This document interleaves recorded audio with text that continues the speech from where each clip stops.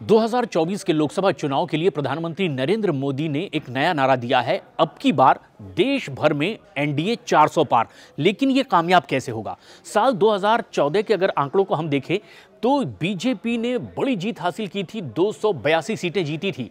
कांग्रेस के पास 44 सीटें थी। लेकिन जब अगला चुनाव हुआ 2019 का, तो बीजेपी ने अपने आंकड़ों में बेहतरीन बढ़ोतरी की थी और 303 सीटें बीजेपी ने जीती थी। कांग्रेस के पास 52 सीटें थी। लेकिन अगर बीजेपी ने नारा यह दिया है कि अब की बार 400 पार, यानी एनडीए का कुनबा इस बार 400 से ज्यादा सीटें जीत ले और खुद अकेले बीजेपी के पास 370 से ज्यादा सीटें हों, तो इसके लिए जरूरी है कि देश भर में उनके कुछ सहयोगी और बढ़ें।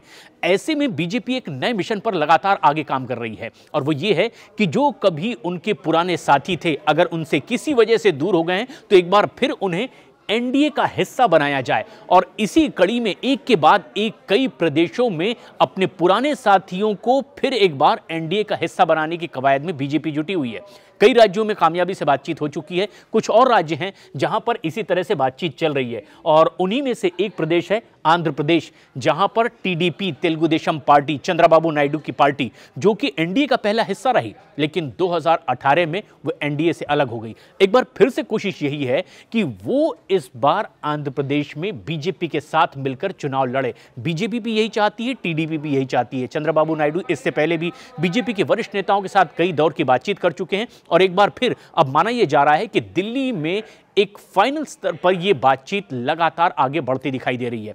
और अगर इस पर हम आंकड़ों पर गौर करें तो 2014 का अगर हम पूरा आंकड़ा देखें, आंध्र प्रदेश का, पूरे प्रदेश की तस्वीर को, तो 25 सीटें हैं लोकसभा की आंध्र प्रदेश में और इसमें टीडीपी ने 2014 के चुनाव में 15 सीटें जीती थी और 40% से भी ज्यादा वोट हासिल किए थे। वाईएसआर, जो कि जगनमोहन रेड्डी की पार्टी है, 8 सीटें उन्होंने जीती थी 25 में से और 45% के आसपास इनका वोट प्रतिशत था, यानी वोट इन्होंने ज्यादा हासिल किए थे। लेकिन 2019 में यह तस्वीर बदलती दिखाई दी थी और वाईएसआर, जगनमोहन रेड्डी ने जबरदस्त सत्ता में यहां पर काबिज हुए।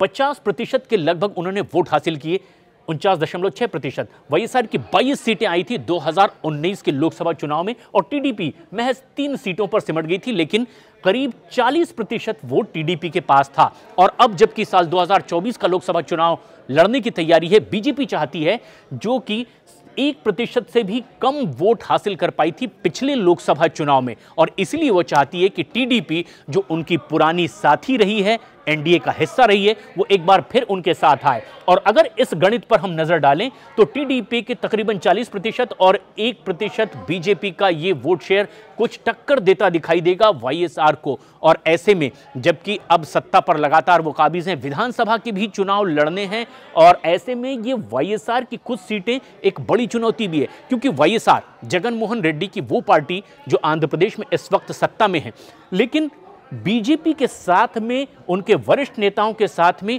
उनकी भी अच्छे संबंध रहे हैं अब तक के, और समय समय पर ये जगनमोहन रेड्डी सदन में भी दिखाते रहे हैं अपने इन 22 सांसदों के दम पर।